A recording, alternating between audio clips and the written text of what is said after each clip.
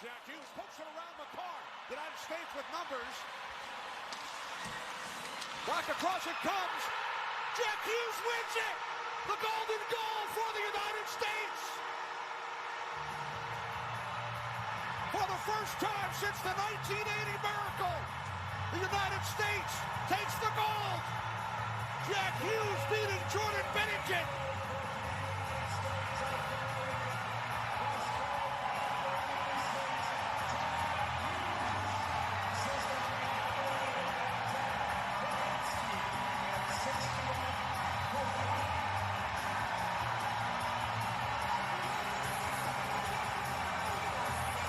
The United States wins the gold medal here in Milan. 1 minute, 41 seconds into overtime. Yesterday, that was incredible. Woo! As the United States of America, for the first time since 1980, they bring home the gold. Man, what a moment there in Italy to wrap things up for the Winter Olympiad. Yeah, you're right. What a great bow to put on the Olympics that was for Team America. And yesterday morning, that was appointment hockey for me, Pat. I know that we were texting back and forth, and that was prior to the puck even dropping. But, woo, there was a moment during that game, I thought, golly, it's going to happen again. It's going to happen again. We're going to have our hearts ripped from us, whether it's the Four Corners tournament, whether it's what we've got. When, there's a lot of buildup for a certain matchup. It did not happen. Wow. I love hockey now. It was fantastic. It was great. And I know if you've been listening to the show over the last 2 weeks, we've been enamored by both the women's team that won gold against Canada and, of course, the United States winning yesterday. U.S. grabbed an early 1-0 lead. You're like thinking, man, jumped out to a quick one. I'm like, okay, we're talking, we're gonna kill them. I mean, we're gonna beat them 5-6-0, right? And then Canada came back. They outshot the U.S. They tied it 1-1 after 2 periods. Canada outshot the U.S. 33-18 in the second and third periods, and you cannot say enough about Connor Hellebuck. Oh. Just an incredible. That man is a brick wall. Stopped 41 of 42 shots that the Canucks tried to put in the back of the net. That set a new Olympic record for the most saves by a goalie in a single men's gold medal match involving NHL players. But Florida-born. He wasn't born in Minnesota. He wasn't born in Maine. He wasn't born in Ohio, or Pennsylvania, or Massachusetts. No, he was born in Orlando, Florida. Jack Hughes with the game winner with 1:42 in overtime. His brother Quinn, who's on the roster, he had the game-winning goal against Sweden just about a week ago. So, yeah, the Quinn family did a lot for the United States of America. It was just a really special moment. I know many of our listeners, I know our poll question today, we asked, did you watch it live? Because I know a lot of folks were at church that, had other activities going on Sunday morning, and 66% of our audience said they watched it live yesterday. That happened to work out because church services, they start different. Ours is a 10 o'clock service, so when we were driving to church and we had it, listening to it on our phone, and that's when they were able to clinch it. But going back to even the first period, when we had the early goal, still felt like Canada was living in our kitchen. Yeah. And they were living in our kitchen for most of the game, it felt like to me, and they kept saying, the commentators kept saying it on the broadcast, United States is on their heels. But when the United States did have shots, and there was a couple, the puck that hit the bar of the goal twice and ricocheted off, that's when the pessimist in me starts going, it's not our day. It's not going to happen. But then you look at some of the Canadian goals that Hellebuck was able to score. The stick save was amazing. Oh, yeah. That was something else. And you talked about people watching the game. It was one of those situations in sports. I was extremely young. I vaguely remember the Miracle on Ice. Because for those that may not know, the game against the Russians was not live on television. It was in the afternoon, and then ABC ran it during prime time that night. So, and you didn't have internet back then. Yeah. And so, a lot of news stories and things were embargoed because you were trying to save it for prime time of what happened. And so, and then the gold medal game for the United States, because the United States still had to win another game to win the gold medal in 1980, in which they did. And so I remember watching that one. That was live. But so many people around the world that are Americans, they're going to remember exactly where they were yesterday when they watched history being made for the first time since 1980. I was doing just kind of a look around on social media, and it was really cool. Yeah, the Chicago White Sox yesterday, their spring training home's in Arizona. So keep in mind that's mountain time. And they were all in the clubhouse as a team watching the gold medal game, the Chicago White Sox. Yesterday, they were getting ready for a spring training game at their stadium at Cloverleaf Park, and the New York Mets, they had it on the Jumbotron. Like, they're out there taking BP. They're going through their morning routine, but the hockey game is on. You had a youth hockey league in Raleigh, North Carolina. They were getting ready for a face-off. And all of a sudden, someone had televisions around, outside of the rink, and you could hear people starting going crazy. And word got to these are kids. These are kids playing youth hockey. And I'm talking about like 8, 9 years old. And they all of a sudden, they drop their sticks and they go skating over to the boards and jump into their teammates. And the parents are chanting USA. The game was delayed. A youth hockey game in Raleigh, North Carolina. A church in Antioch, Tennessee. They had on their big screens in the sanctuary, they had the game on at the end of regulation and overtime. I mean, this was a transcending moment in the United States world of sports that we're all going to remember where we were when the United States beat Canada 2-1. Yeah, it wasn't we beat the ugly Russians. I mean, this was, our great friends to the north. But the competition and the rivalry between these two countries when it comes to hockey is just unheralded. So being able to do that. But to do it against that team, because it's a tip of the cap, because I recognize Canada, that's their deal. Yeah, absolutely. That's their sport. They are great at hockey. They're still great at hockey. But yesterday, the greatest country in the world became great at something else. Yes, you're absolutely correct. We are the greatest in the world at women's and men's hockey. Yeah, there's no debate there. I did see where a Canadian man in Nepawa, Manitoba, he took a chainsaw to his television the moment that the United States won. That had gone viral as well. So you had all these sweet, great moments in the United States, and then you had the ugly Canadians, acting like fools when their team lost. And then I thought you were going to say he disowned his country and he's going to move to Greenland. But you did have the Canadian head coach, John Cooper. He was blasting the overtime rules after the game. Just take your loss and go back to Canada. He says, you take 4 players off the ice. Now, hockey's not hockey anymore. There's a reason overtime and shootouts are in play. It's all TV-driven to end games, so it's not a long time. There's a reason why it's not in the Stanley Cup final or the playoffs. Okay. Coach, did you sign off on this when the Olympic Committee said, hey, this is going to be the format? We're going to have a shorter rink. These are going to be the overtime rules. This is how it's going to be laid out. Do you agree to it? Do you not want to coach, or do you want to coach? I want to coach. All right, we'll live with it. If I'm not mistaken, Molly, did Canada not win in overtime the other day? They did. They did not. No, I'm kidding. They did. Every team played in overtime the other day. I'm only thinking about yesterday, Pat.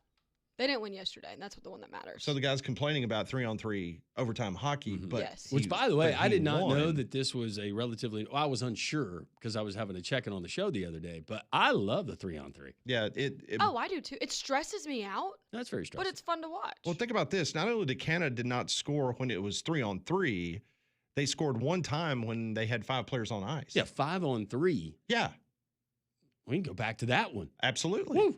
So.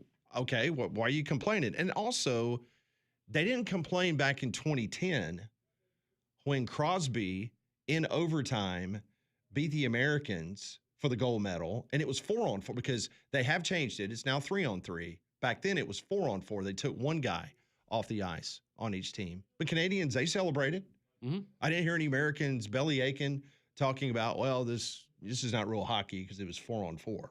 Well, I saw a stat and somebody wrote an article. The Canadians are the best, but the United States won the medal. And talking about Sidney Crosby, if he had been available, and couldn't believe he couldn't go. I don't know what else to say. We'll never know, I guess. No. This goes back to Alabama and Texas and Colt McCoy. I mean, what are we doing here? Yeah. I mean, a win's a win. Banged up, short schedule. He couldn't go. Yeah. Next guy up, Suzuki. Sorry, didn't get it done. Let's hear from Jack Hughes, the game winner, an emotional just great comments from Jack Hughes after the game. This is all about our country right now.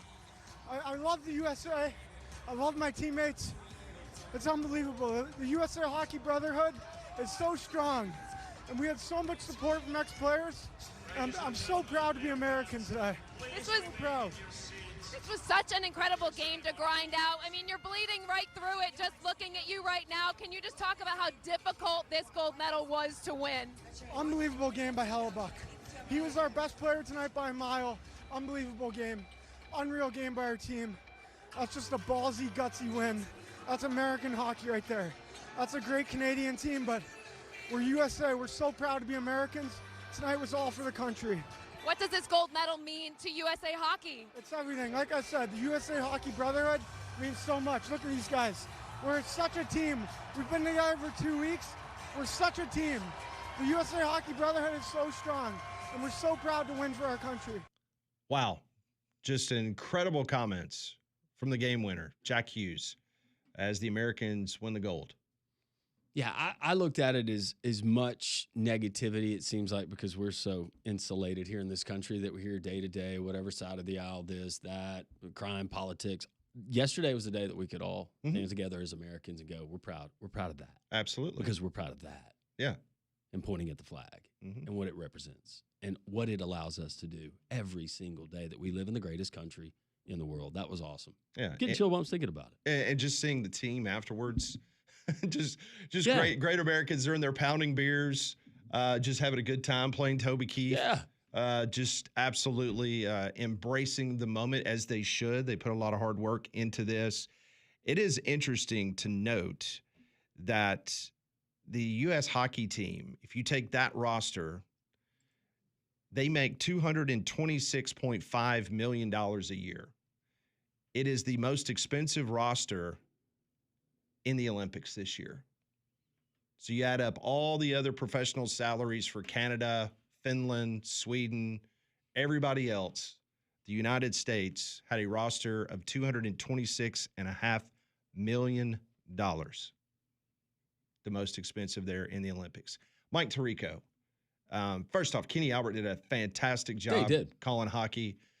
He let the moment breathe. He didn't step over anything. It was just an incredible moment. Perhaps it will go down like Al Michaels. Do you believe in miracles? I know it didn't have a nice little catchy slang, kind of a motto type thing that Al Michaels did, but I thought Kenny Albert did a great job. But Mike Tirico is one of the nicest individuals you will ever meet. I've had an opportunity to be around Mike Tirico multiple times in my career. He is first class, like what you see on TV. That's what you get. And he summed up the Olympics, and he summed up what took place yesterday in that hockey rink better than anybody possibly could. Because of a drought that almost lasted a half century, those teams are revered. They are held on to forever. And what happened today doesn't take away from the greatness of those teams or the meaning that those teams have in U.S. hockey. But what you saw today was the build of a generation, inspired perhaps by that team that lost in 2010 in Vancouver to the Sidney Crosby golden goal in overtime. Or the team where TJ Oshie had all those shootout goals in 2014. That's when these guys were doing what you're doing, watching on TV. And they were young, and they were living the dream. So for all the young people out there, not just the hockey, but all the Olympics you've watched, those dreams are formed now. Go chase them and go get them. Because our country loves sports, and it brings us together unlike anything else. And if you didn't know that, and if you haven't been watching the last 2 weeks, you saw it in Team USA Hockey, winning the gold over their arch rival Canada here in Milan to wrap up these 25th Olympic Winter Games. Wow. Well said, Mike. My goodness. That brought a tear to my eye yesterday. I'm not even going to lie. That was incredible. No hems and haws, no you-knows. I mean, just straight from the heart. That was outstanding. Mike Tirico, the coverage by NBC, which I can't wait to see the numbers because they're going to be through the roof. Matter of fact, the largest television audience to watch an Olympic hockey game by NBC, because keep in mind, the 1980 Miracle on Ice was on ABC, and it was on a tape delay, the Russian game. But in regards to a live television audience was back in 2010 when Canada beat the United States in overtime to win the gold medal. 27, almost 28 million people watched it live. Do you remember where you were for that one? I remember I I remember I was at home watching it and I was disappointed because we lost. But no, definitely everyone will remember where I'll they never were. forget yesterday. No, it was incredible. Before we wrap up our hockey talk for this portion of the program, we do want to take you back about a year ago where the governor of Canada, Trudeau, had these infamous things to say about our wonderful country. And yeah, we're probably going to keep booing the American anthem. But let me tell Americans, we're insulted and we're angry, but we're Canadian, which means we're going to stand up for each other, we're going to fight, and we're going to win. How'd that work out for you yesterday, Governor? Well, Didn't work out too well. Yeah. When challenged on the ice, we're going to stick a boot up your butt. Oh, USA gets the gold. We get 12 gold medals, the most ever in a Winter Olympiad for Team USA. Norway's not far behind. Or Norway, we're not far behind Norway as far as. Right. We were number 2 in total medals, but. Did the guy who won the 6, is that who he competed for? Yes. You take him out, we're even in medal count. Sure. Let's get him on the American side. We got skaters going and skating for China. We have coaches that are going and coaching for China. Mm-hmm. Can we acquire him through the portal? Possibly. We have an aerial skier. She has dual citizenship to China and the United States. She goes to Stanford. Yeah. She's got a deal with Victoria's Secret. And she won gold, I think, multiple times for China over the weekend. So, yeah, go figure. I'm just wondering if we can get the guy from Norway. Possibly. Let's work it. NIL, portal. Make it happen, Team USA. By the way, I'm finding out the training in Norway and how did you see they had a little story on Team Norway and a lot of money over there. Mm-hmm. A lot of natural resources money, and a lot of that money just goes to setting these kids up early age, what sport, and they have top of the line primo training for everything. Sports schools. Yep. Very similar to what the Russians and the East Germans used to do. Yeah. I'm certainly gonna. I've never been in Norway, but what are they, socialist, or they're not communist? No. No, they're. Are they democratic? I think somewhat. I think they still have a king, but it might be just a. That's cool. Hey, they're a member of NATO. There you go. Yeah. So, all right, we've got plenty of basketball to talk to. A must-win for Auburn took place over the weekend. Incredible ending. We'll discuss that. UAB wins another game on the road. First time since 1999 that they won a game against the Memphis Tigers in the Bluff City of Memphis. Incredible weekend of basketball. We'll get into that next. It is Reaction Monday. Love to hear from you. Hockey, basketball, anything else you'd like to discuss on this Monday. We're wide open for you. 205-834-9450 on the Courtesy GMC text line. 205-834-9450 there. 1-800-239-WJOX is the phone number. We're off and running on this Reaction Monday on Jocks.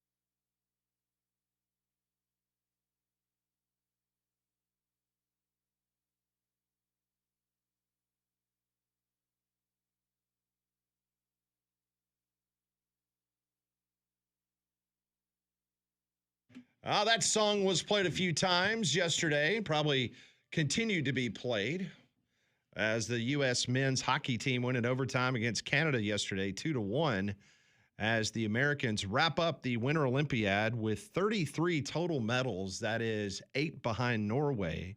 But we had 12 gold medals, which was the most ever by a United States Winter Olympic team.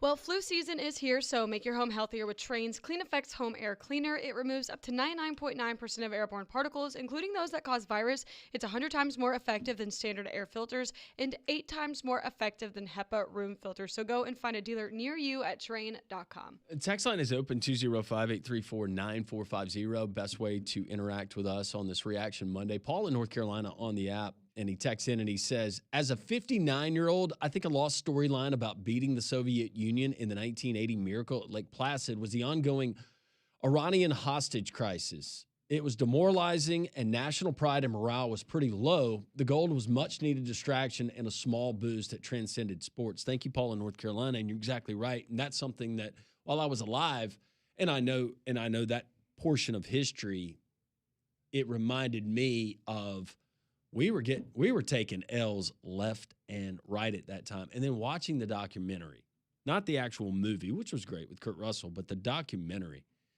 and Aruzioni and the kids of golly, help me out. Kurt Russell played the character. Herb Brooks. The kids of Herb Brooks are describing it and kind of learning the behind the scenes and where morale was with this country. And that was certainly a special time. Thank you, Paul, for pointing that out. But again, yesterday, and I thought that yesterday could serve as that for a lot of Americans, where it seems like we've gotten a lot of negativity here within. That's something that I think we could all look out to and be like, wow, that group of Americans, the men, the women, those who competed, we can be proud of all of them. And obviously a little bit different because those were amateurs going up against professionals. Yeah. The hockey team for the Soviet Union, they were all professionals. Meanwhile, all of Herb Brooks' kids, those were kids that were Boston University, Boston College, University of Minnesota. Who do you play for? That's right. I mean, so it goes without saying. That was very special. And it's also ironic that it was 46 years to the date that the United States had beaten Russia and then win the gold against Canada yesterday. Quite an accomplishment. Well, there's another big one down on the plains of Auburn.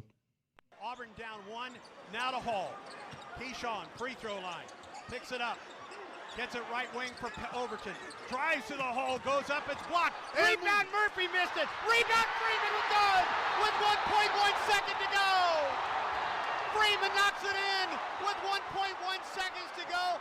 That's the way it sounded right here on Jocks on the Auburn Network as Elijah Freeman's put back with 1.1 seconds left.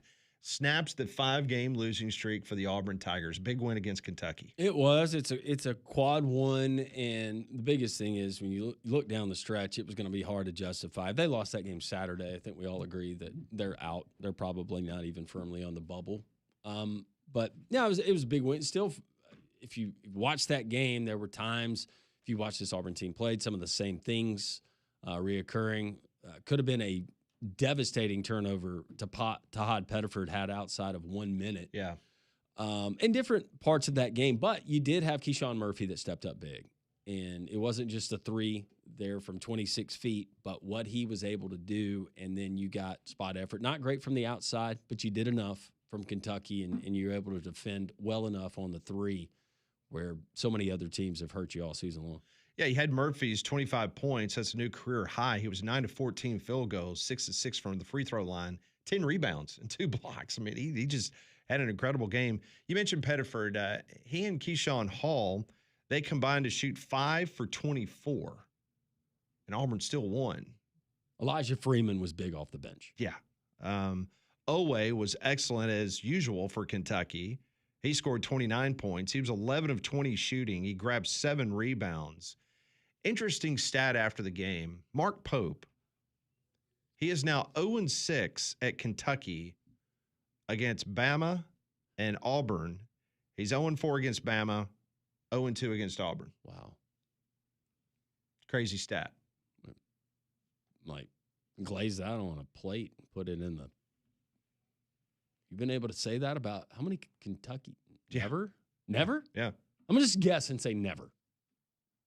That's never been the case for a Kentucky coach starting his career against those two respective schools. No, not at all. Stephen Pearl pretty happy after the game as Auburn jam-packed Neville Arena. Big night for the Tigers. Big win, obviously, for our team.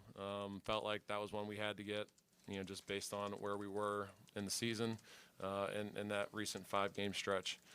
Our guys, did a good job of, kind of battling the highs and the lows of that game because there was a bunch of them. There was 11 lead changes. Game was tied 10 times, and our guys just continued to fight. We got down 9 early, had to burn a timeout and just kind of refocus the group. We had to fix our body language a little bit. Wasn't great at halftime. It wasn't great coming out of halftime. And then Elijah Freeman comes in, and him and Keyshawn Murphy are just, phenomenal the second half and just did a lot of really good things for us. That was Stephen Pearl. Big win for the Tigers. They're now 15-12 overall, 6-8 in SEC play. It's Auburn's 5th quad 1 win, so they're now 5-10 on the year. Wildcats are now 17-10, 8-6 in league play. That's their 3rd straight loss. They've got South Carolina coming up. Meanwhile, Auburn will travel to Oklahoma for an 8 p.m. tip-off here on Jocks. That is on Tuesday night. It'll be interesting to I know Kentucky fans, it's not time, but Mark Pope, you get to the Sweet 16 last year. I could see the natives getting a little restless there. This team's been just up and down. Yeah. I mean, one week you're thinking, okay, this team can make some and have some damage done in the tournament. And then all of a sudden you see what's happened over the last 3 games. It was just extremely bizarre. When we come back on 3-Man Front, speaking about bizarre in Kentucky, Mark Pope made some accusations on Saturday night after the game in regards to the officiating. Then he said something off mic that was recorded, and we'll see if the SEC does anything about it. We'll get into that next on 3-Man Front.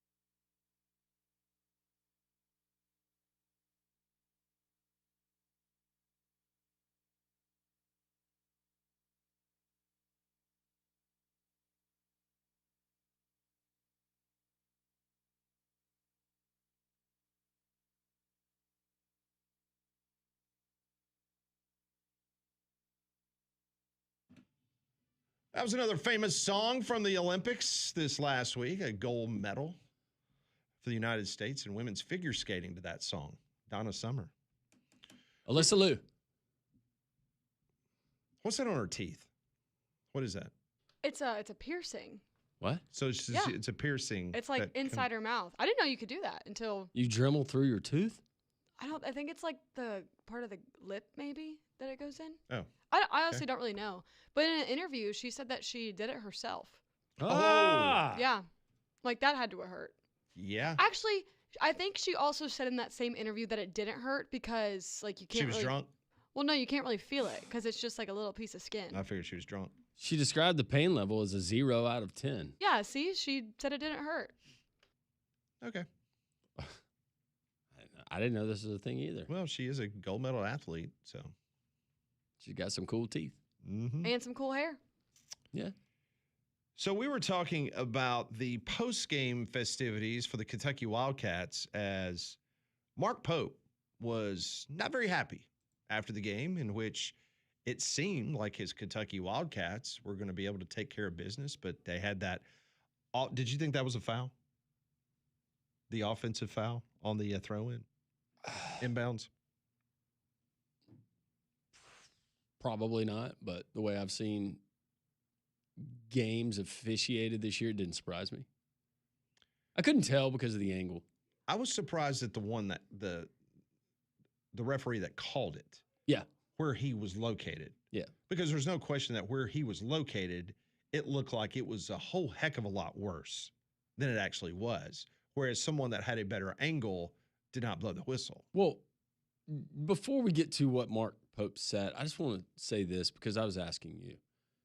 Pat, you've watched SEC basketball since the beginning of the season. I thought you were going to say since the beginning of time. Well, no. You've watched it since Adolph Rupp was in the league. No, but you've watched it all season long, whether it was Auburn, Texas A&M. We can start there early in the conference schedule. Sorry, Mark, this is kind of what we got. No, you are absolutely right. It's just like you got to take the good and the bad. You do. I mean, it is what it is. Unfortunately, I mean, it becomes a ref show almost in every game. I mean, my goodness gracious, trying to finish the LSU-Alabama game on Saturday with Pat Adams as one of the officials. Oh, Pat. Oh, my gosh. That Pat is, he's something. That dude is something else. But anyway, let's hear, this is a little montage we put together of the best of Mark Pope from Saturday night. Well, we're not allowed to talk about the referees, but you guys saw it, and I think sometimes it's just super personal. And so I'm not allowed to comment on the referees. I won't comment on the referees. And it's unfortunate that, just unfortunate. A lot of times it felt like he was playing, 1-on-7, 1-on-8. Sometimes that happens. I thought he was brilliant. We refuse to give control to people that are outside of our program. Refuse. Regardless of how personal it might get or how bad it might get, we refuse to give control to fans, to give control to anybody else associated with this game. Regardless of how blatantly people are trying to make this not happen, we refuse to give them their power. That's what I talked about. We have 48 hours to turn this around. We got a massive game at South Carolina. We're going to go find a way to win it because that's what we do. So we're not giving away our power. We're not.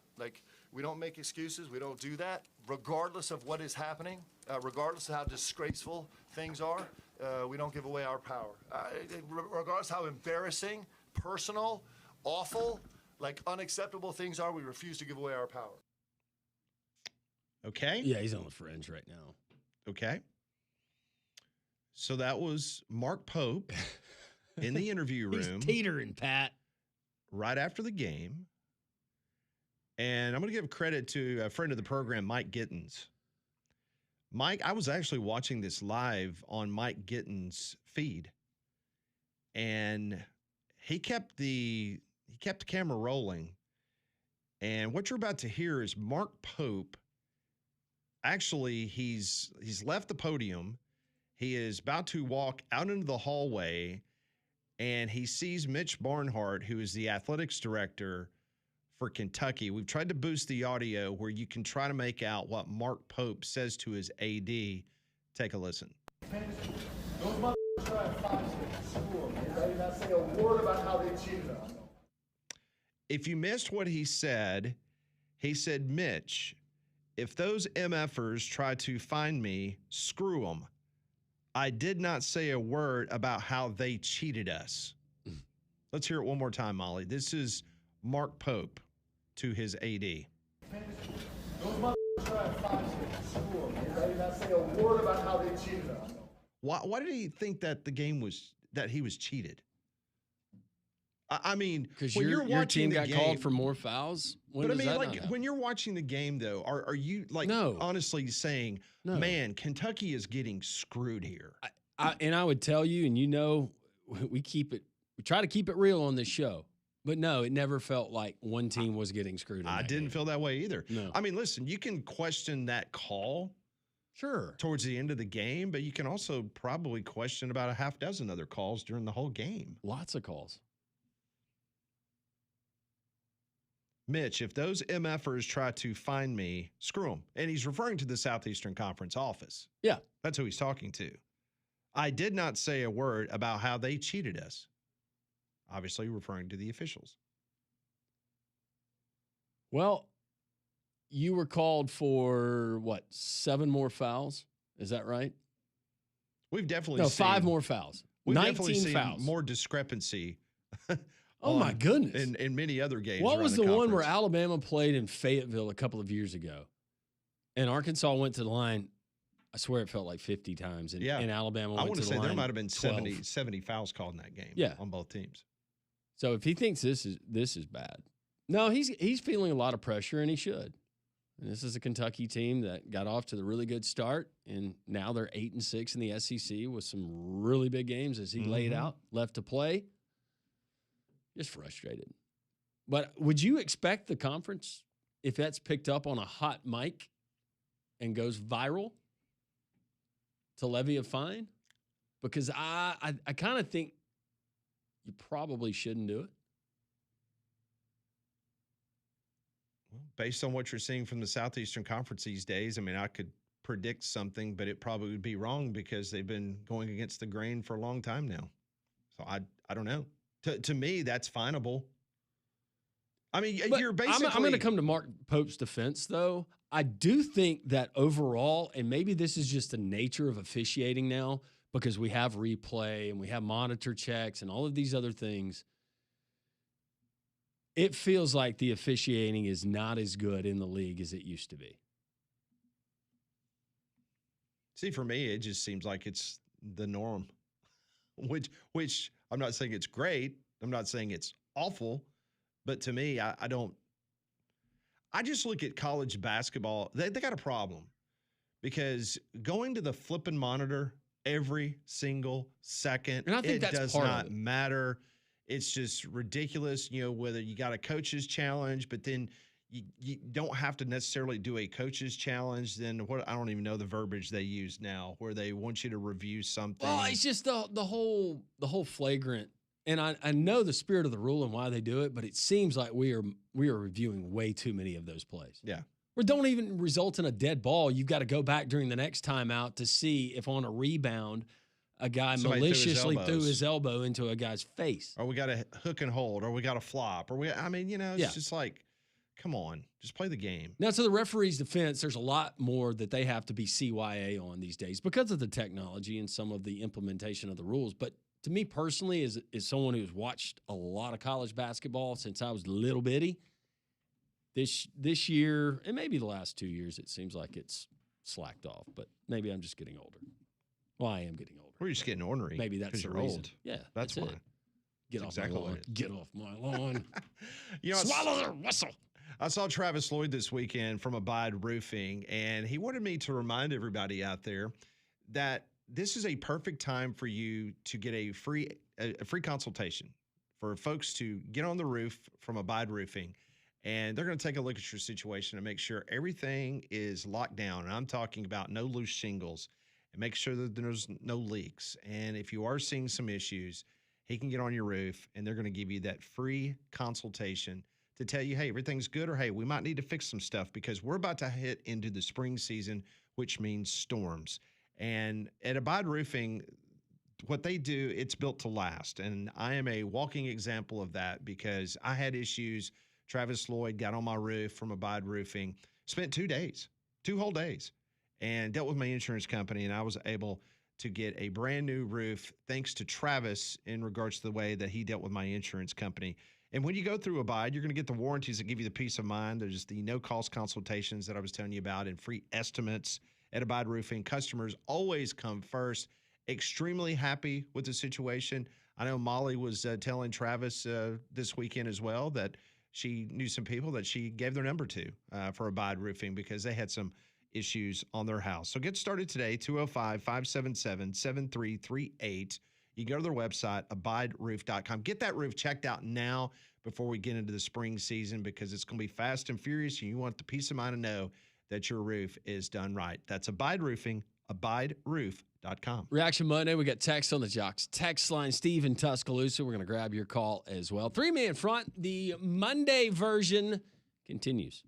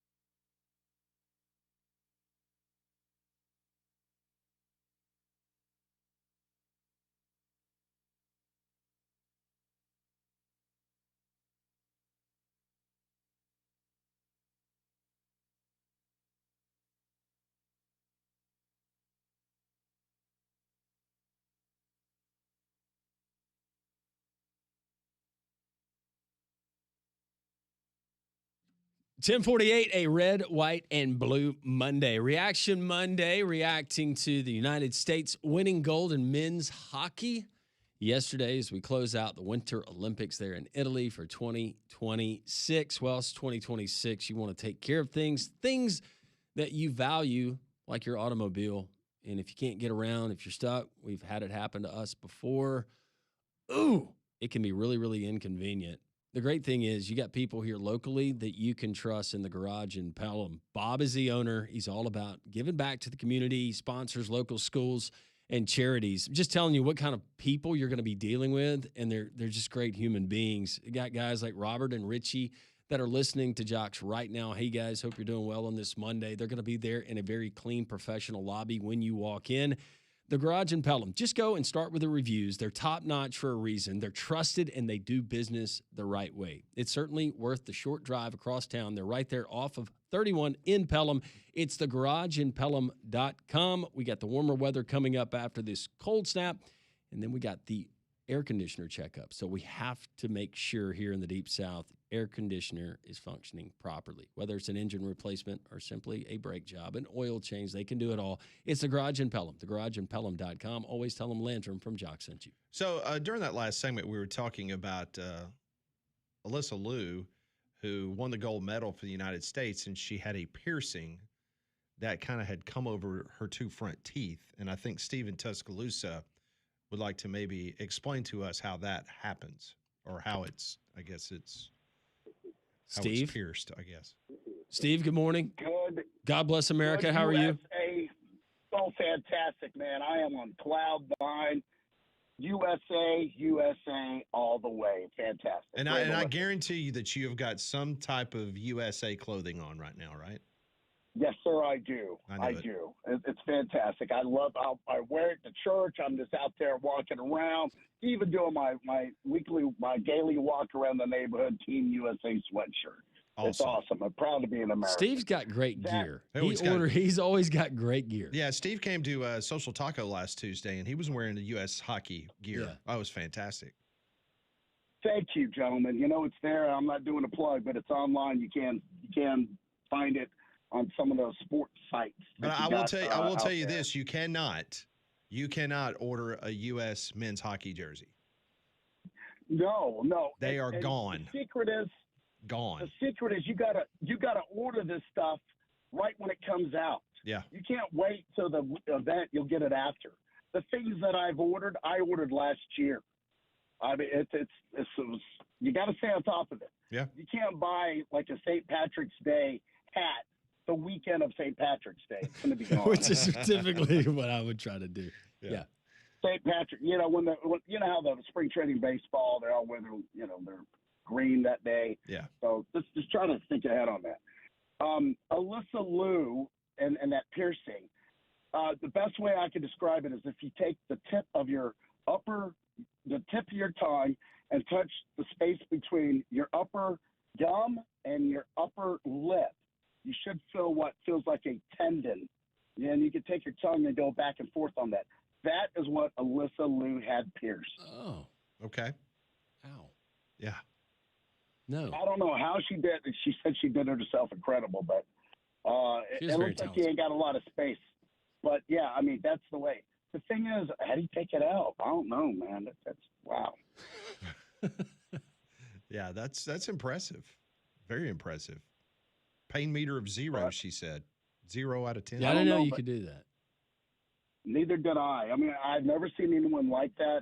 I've seen some odd piercings, but by far that is the most unique piercing. And I don't care. She's a gold medal Olympic champion for the USA, and I'm so proud of her. What a personality she has on her. From someone who retired after Beijing, thought about it, came back, dedicated herself, and she said she just took the pressure off, and she says, I'm just going to perform my art, and I want people to see it. Yeah, wasn't she like 13 when she won the U.S. She was national the youngest champion Yeah, 13. of all time. 13 years old. My question is this, guys. Does Hughes, because that was such a moment and that smile, does he get the tooth fixed or leave it like that? I hope he kept the tooth. I hope he found the tooth, and I think that should be in an Olympic museum, a USA museum. That's a really good call. Yeah. Would you donate that shard of tooth to the museum? Yeah. We're putting that in the Smithsonian, right? I would. That was a big deal. I would. Really I mean, think about it. Both brothers made the goals in that game. First of all, to go 1-0 in regulation, and then the other brother to score. No, Boldy made the first one, right? Yeah, Boldy did because they did the story about him playing knee hockey as a kid there inside the house, and how his handling of the puck and I don't know, I'm not a hockey guy. I'm trying to be. Anyways, that's what led to the first goal there on the breakaway. But it was not the other. The other Hughes brother is the one that scored in the extra time in the quarterfinal, right? I think Quinn, the other brother, had one of the assists to the first goal. Okay, the assist. Yeah. And then Quinn actually had the overtime goal against Sweden. That's it. Which was earlier in the week. I won't dispute it. I'm not that much of an authority, but I just love what those hockey teams, both men and women, have done, not just for themselves, but for the United States. Yeah, it sucks that the coaches don't get gold medals. You know what I'm saying? I mean, again, it's the honor of coaching, but man, the emotion by the head coach of the women's team. Yeah. I mean, that made me tear up. I mean, just him standing there by himself, just crying as the women are celebrating. It was fantastic. Steve, always great to talk to you. Hope to see you soon. Thanks, Steve. You got it. Take care. All right, thank you. We do have a little bit of breaking news. This just in. Attorneys for Charles Bediako, they have filed an appeal to the Alabama Supreme Court against Daniel Pruitt, his decision denying him a preliminary injunction. So I'm trying to get a little bit more information, but apparently the filing that has been done in the past 15 to 20 minutes, he has filed a motion to Judge Pruitt asking and seeking an injunction while the appeal is pending. So Bediako is looking to try to play right now as he's appealing Judge Pruitt's decision. I'm at a loss. Okay. So Pruitt said, no, we're not giving you the injunction. Now they've appealed to the Alabama Supreme Court looking for another